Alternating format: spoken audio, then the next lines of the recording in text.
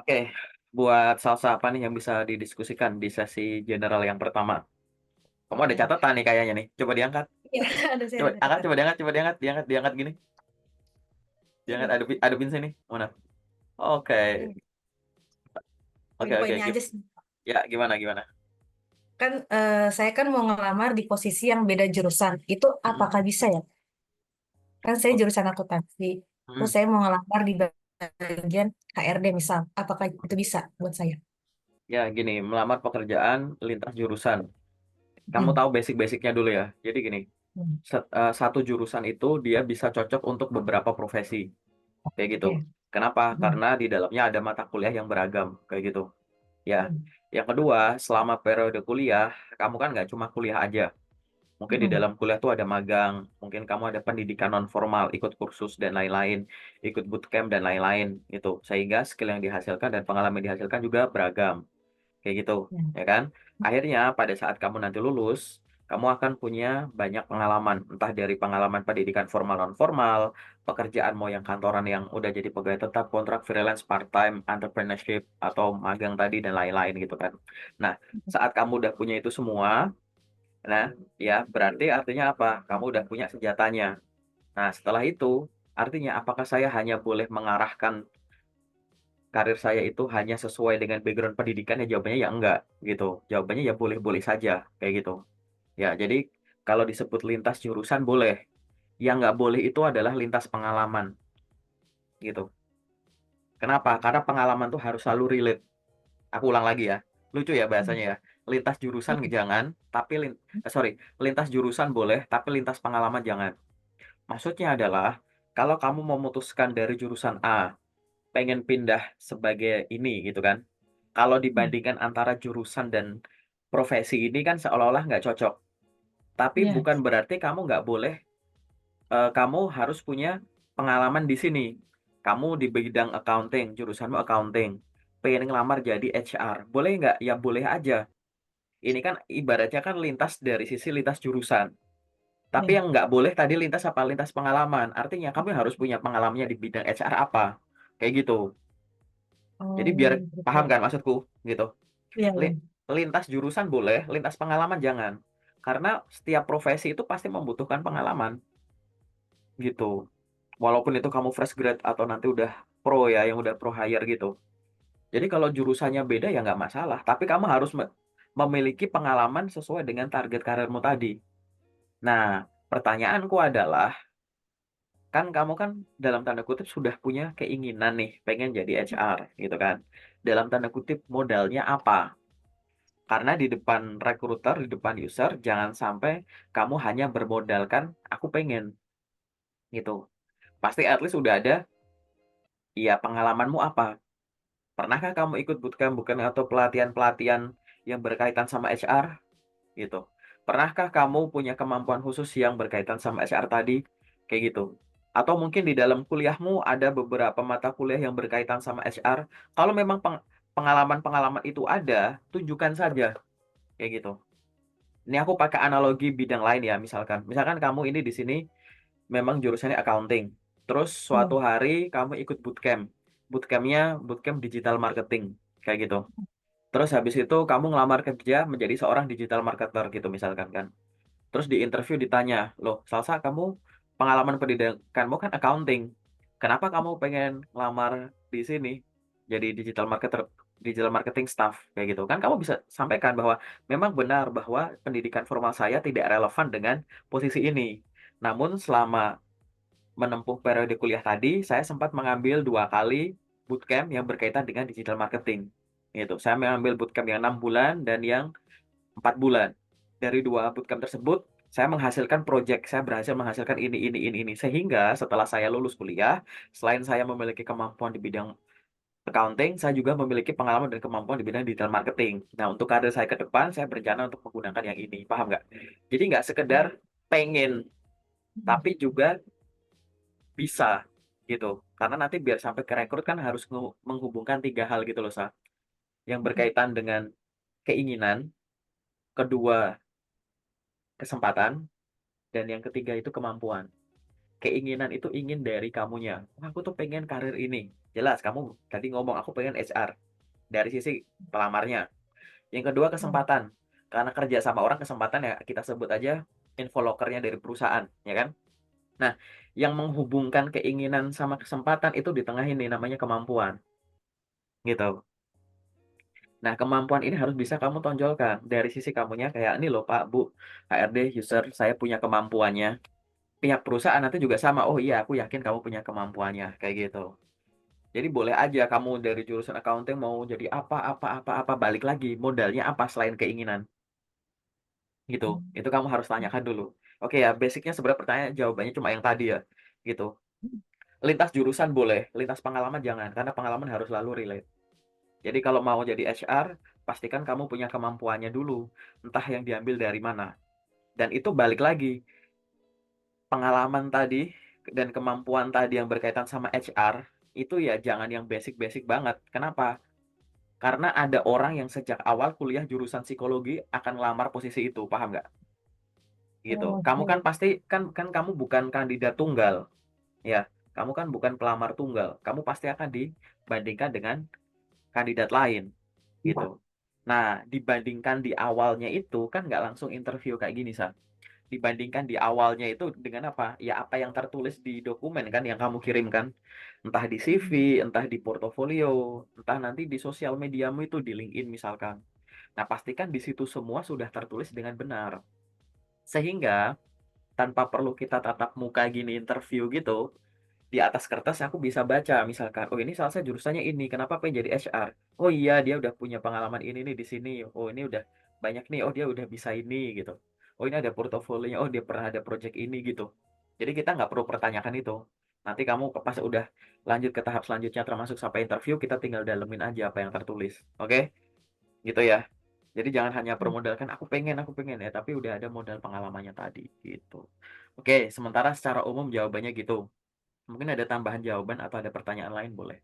Kalau saya kan juga ada pengalaman bagi HR, cuma hanya sebentar aja waktu magang gitu. Cuma setiap saya mau ngelamar pasti ada aja kualifikasinya harus tahun. Padahal pengalaman saya belum sampai setahun. Itu apakah bisa? Gini, kalau disebut bisa dalam tanda kutip coba ya coba saja kayak gitu.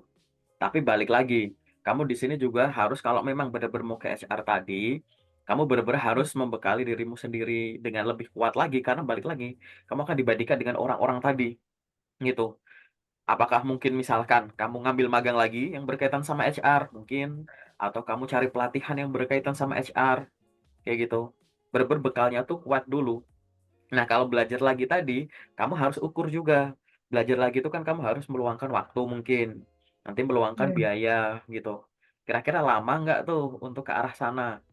Dibandingkan dengan kamu memang sejak awal cari profesi yang sesuai dengan jurusanmu aja gitu. Kira-kira lebih worth mana dari sisi kalau misalkan ngambil yang sesuai jurusan itu plus minusnya apa?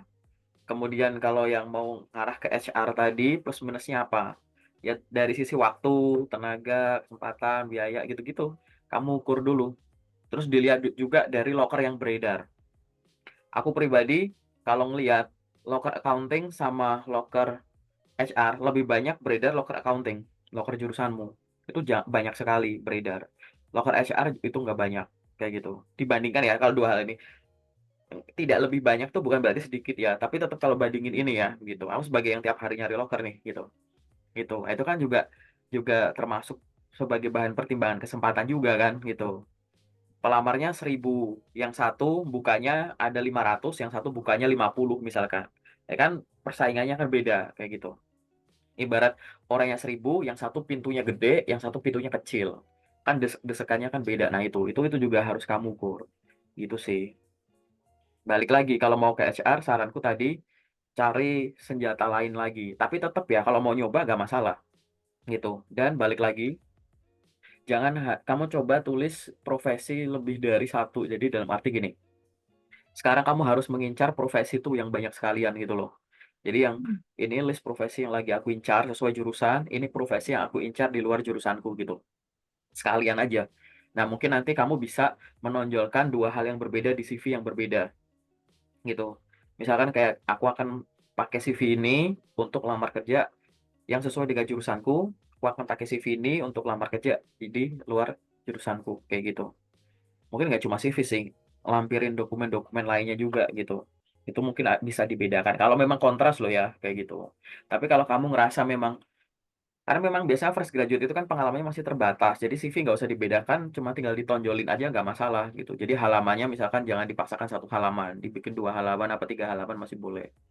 Yang penting 2 hal tadi tetap nonjol gitu. Misalkan di CV kamu berencana tadi ya mau dipisahkan nonjolin atau sama-sama mau ditonjolin kayak sekarang saya tuh punya kekuatan di bidang HR sama di accounting tadi gitu. Ya mau nonjolin 2 gitu juga bisa kalau mau.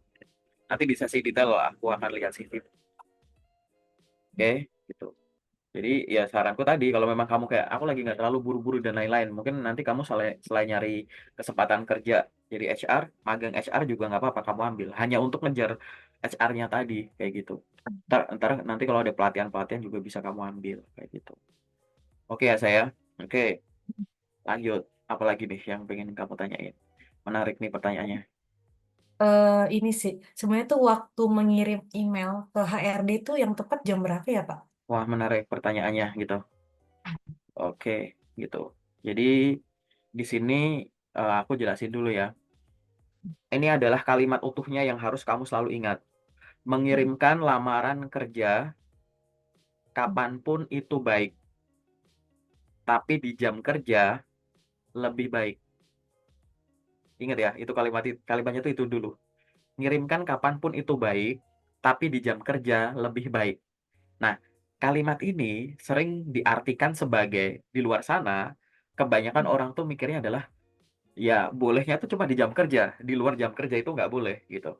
Nah itu salah gitu. Menurutku salah ya itu. Kenapa kok salah? Buktinya di luar sana aku bisa menemukan banyak banget orang yang ngelamar kerjanya tuh habis pulang kerja.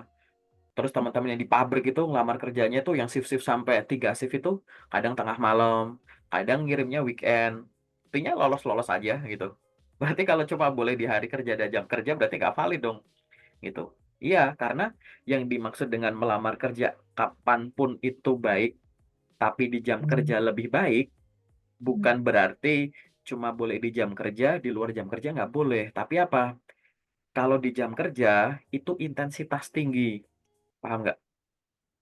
Hari kerja dan jam kerja tuh kamu ngirimnya tuh yang banyak sekalian, intensitas tinggi. Nah, nanti kalau di luar jam kerja, boleh nggak? Boleh, gitu. Santai boleh, intensitas tinggi juga boleh, kayak gitu. Jadi sebenarnya kapanpun itu bagus, gitu. Nah, tapi di luar sana kok ada yang menyarankan, disarankan di hari kerja dan jam kerja, itu benar. Kalau ada yang bilang disarankan di hari kerja dan jam kerja itu benar. Tapi kalau ada yang bilang cuma boleh atau wajib di hari kerja dan jam kerja itu salah, gitu. Kenapa? Kenapa sih kok disarankan ada yang menyarankan di hari kerja dan jam kerja? Karena itu memang periode-periode waktu HR itu masuk kerja misalkan kayak gitu. Biasanya kan memang rekruter itu di bagian rekrutmen itu kan memang hari kerja dan jam kerja gitu kan. Itu harapannya dengan mengirimkan di situ emailmu langsung masuk, langsung diproses dan lain-lain kayak gitu. Betul, kayak gitu. Ini aku konteksnya bahasnya via email ya, gitu. Iya. Gitu. Itu jadi itu merupakan strategi gitu. Tapi strategi ini mengirimkan di hari kerja dan jam kerja ini jangan sampai menimbulkan penundaan. Contoh, kamu dapat loker bagus hari Jumat jam 6 sore. Nah, gitu. Nah, kebanyakan orang pasti akan ngirimnya kapan? Hari Senin pagi misalkan. Bener nggak? Itu nunda. Iya. Kalau saranku kirim saat itu juga aja. Gitu. Berarti nggak ada batasan ya, Pak? Nggak, nggak, Meskipun nggak usah gitu. Paham nggak? Yang penting urutan nomor satu tuh jangan nunda dulu gitu. Nah nanti kalau misalkan di hari Senin pagi kamu dapat loker bagus, nah itu boleh langsung dikirim saat itu kan nggak nunda nggak pindah hari gitu loh gitu. Jadi asal tidak ada penundaan, strategi mengirimkan di hari kerja dan jam kerja itu boleh. Tapi tetap sebenarnya basicnya tuh kapanpun tuh boleh kayak gitu. Karena ngirim email. Kenapa sih kok dasarnya apa? Dasar pemikiranku itu kenapa? Ini berdasarkan riset dari ribuan teman-teman itu tadi. Balik lagi di luar sana, termasuk aku juga pernah gitu. ya, bahwa lolos ke tahap selanjutnya itu padahal ngelamarnya itu di luar jam kerja, bahkan tengah malam. Itu lolos-lolos aja kayak gitu. Gitu. Yang kedua adalah aku banyak banget temen yang dia tuh nunda, setelah ditunda, misalkan tadi hari hari Jumat terus ditunda ke hari Senin. Di Senin itu tuh dia udah nggak bisa ngirim email. Kenapa? Email penerimanya tuh penuh. Oh Padahal bisa gitu. periode periode lamarannya itu tuh masih dibuka, tapi email penerimanya tuh udah penuh gitu. Nah, itu gara-gara nunda tadi loh, gitu. Lah mumpung Hmm. paham kan, maksud kan? Paham kan ya? Ini kan strategi sebenarnya. Kayak gitu. Hmm. Daripada nanti email penerimanya penuh gitu. Yang kedua adalah biar kamunya itu progresnya tuh nggak mundur. Maksudnya mundur tuh gini.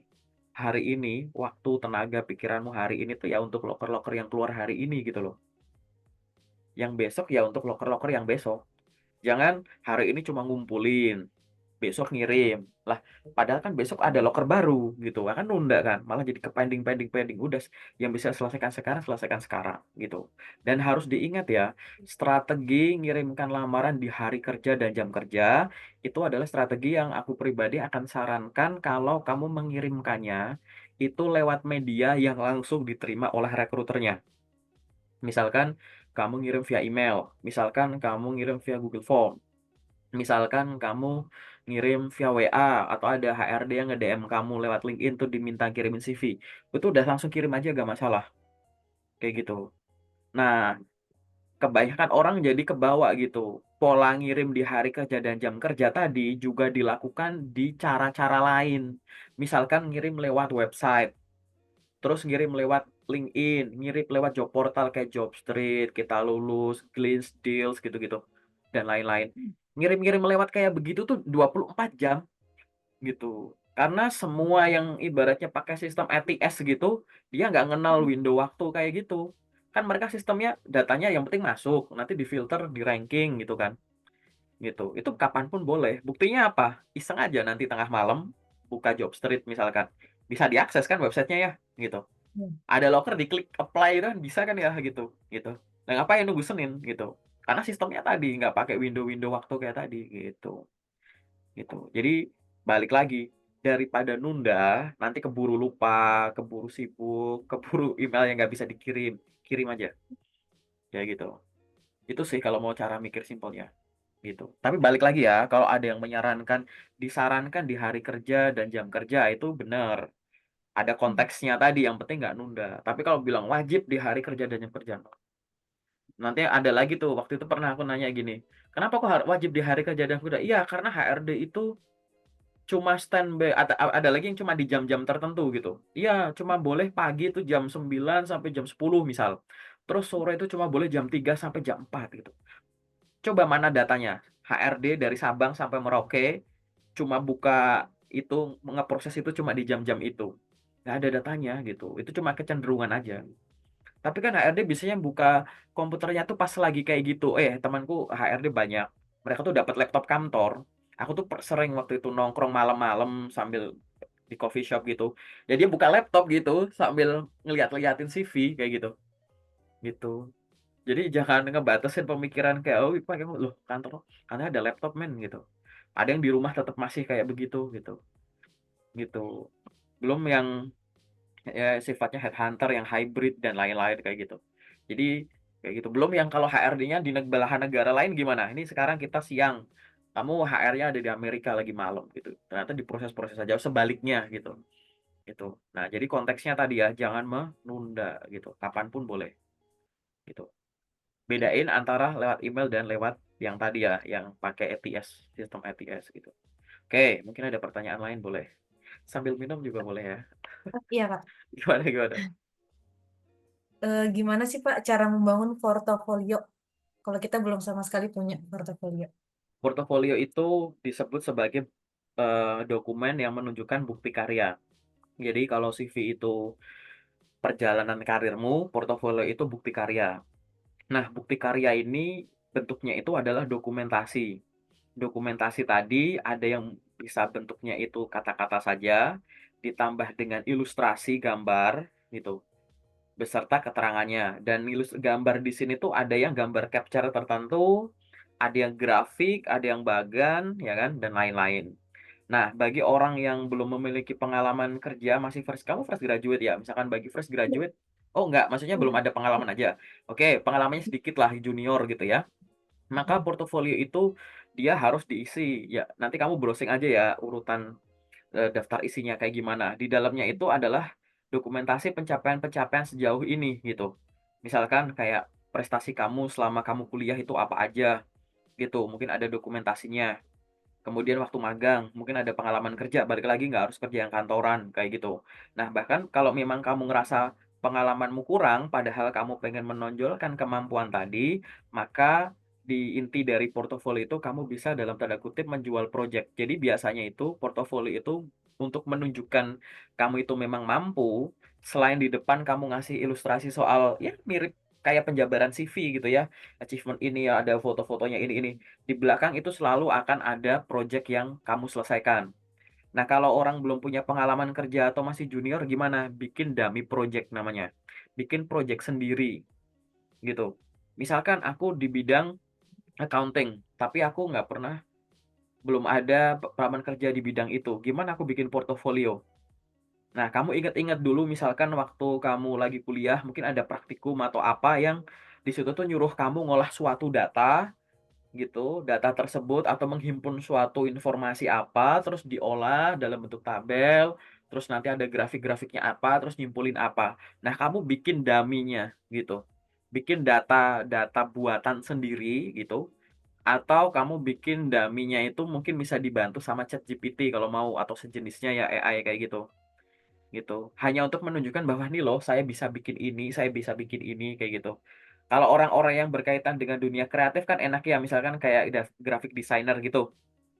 Itu kan dia kan kalau kita di logika aja, graphic designer itu mungkin dia pernah tadi ya dapat project bikin ini. Tapi kalau kalau nggak ada kan nggak apa-apa kan. Misalkan ini loh bentuk banner bikinanku, ini bentuk hoodie bikinanku, ini desain untuk landing page kayak begini, ini desain poster begini, bikin sendiri aja walaupun dia nggak dapat project kan bisa kan. Nah ini analoginya juga sama gitu.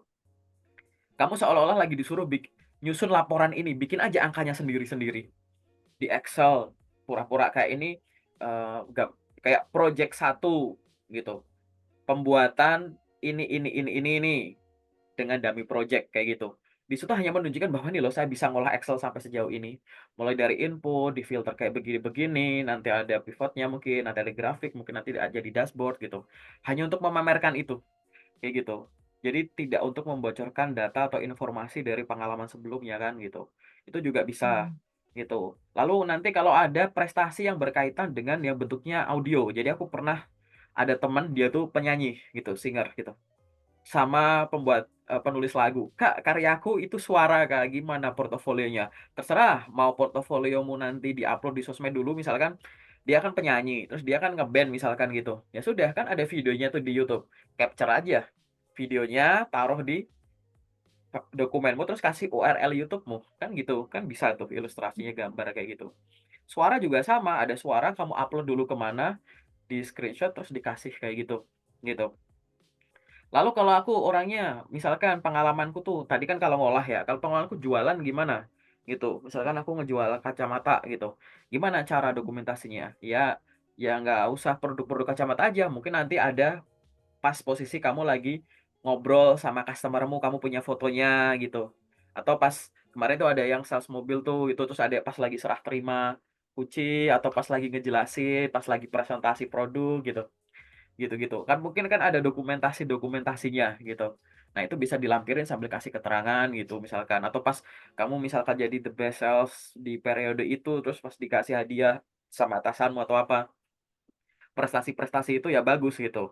Jadi akan sangat menguntungkan gitu bagi teman-teman yang dari dulu tuh hobi narsis sebenarnya, hobi foto-foto gitu. Jadi ada momen banyak dokumentasi fotonya, itu kan bisa ikut mendukung gitu. Tapi kalau kamu susah foto-foto dari dulu gini, makanya kebiasaan foto-foto tuh ada bagusnya ya. Nanti kalau untuk nyusun portofolio tuh enak gitu. Ya, untuk nyusun portofolio itu ada dokumentasi perjalanannya tadi kayak gitu. Tapi kalau nggak ada kan mungkin di laptopmu masih ada tuh dulu tugas-tugas kuliah apa kayak gitu kan gitu. Nah, kamu masih bisa ngolah itu sama gitu. Project satu pembuatan ini, project 2, nyusun ini, project 3, ini. Itu ada di portofoliomu, di file portofoliomu itu tadi. Nanti file portofoliomu tadi ada momennya besok-besok mungkin di print, ada yang dia misalkan cuma di-upload ke Google Drive, URL-nya ditaruh di CV-mu, kayak gitu. Ada juga yang portofolio itu memang sejak awal bikinnya online, kayak gitu. Tinggal linknya yang dikasih, terserah kamu mau pakai yang mana, kayak gitu. Gitu sih, gitu. Ingat ya, kalau nggak ada pengalamannya, masukin dulu pengalamannya dan coba tambahkan dengan project-project dummy, gitu. Pakai data-data buatan, gitu. Dummy project, gitu. Nanti kalau udah jadi kirim ke aku aja, coba aku lihat nanti. Buka di Iya, sesi Pak. ini, gitu. Oke ya. Oke, Ya, terus apa lagi? sudah sih Pak pertanyaan saya. Udah, itu aja yang Iya, sifatnya itu umum. aja. Oke, Mm-mm. kalau yang secara umum itu kita sekarang akan masuk ke sesi yang bedah CV-mu tadi ya, gitu. Oke.